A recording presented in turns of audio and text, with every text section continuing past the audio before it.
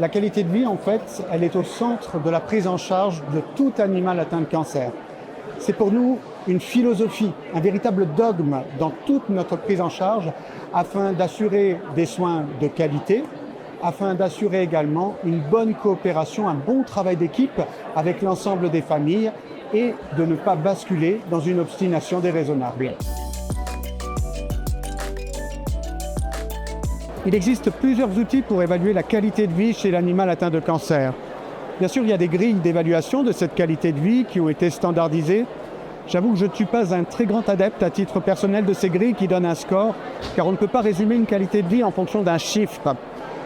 La qualité de vie, elle s'évalue en fait selon 5 critères principaux que sont l'appétit, l'activité, la propreté ou indépendance de l'animal, l'absence de douleur et l'absence d'effets secondaires des traitements.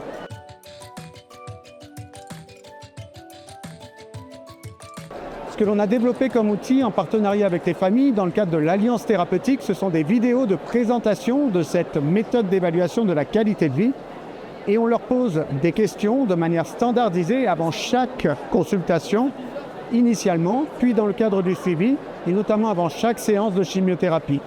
L'objectif est de détecter des petits effets secondaires, des petites choses qui font varier la qualité de vie afin de s'assurer toujours d'une complète adhésion des familles au protocole de soins en cours ou, en cas de dégradation de cette qualité de vie, de pouvoir ajuster, personnaliser notre prise en charge.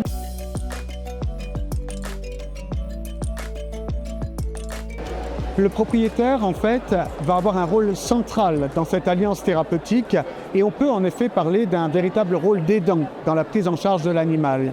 Le cancer reflète dans l'esprit des gens un effet négatif souvent et il peut y avoir donc un impact psychologique présent chez les familles des animaux atteints de cancer.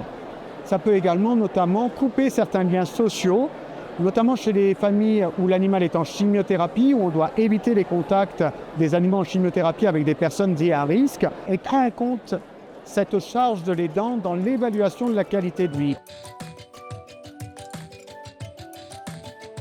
On travaille notamment en collaboration avec des psychothérapeutes qui peuvent par exemple aider à l'accompagnement au deuil, à la préparation du deuil. J'ai des familles qui m'ont demandé aussi des groupes de parole. On n'en est pas encore là, mais c'est un projet sur lequel nous travaillons aussi pour répartir cette charge de l'aidant.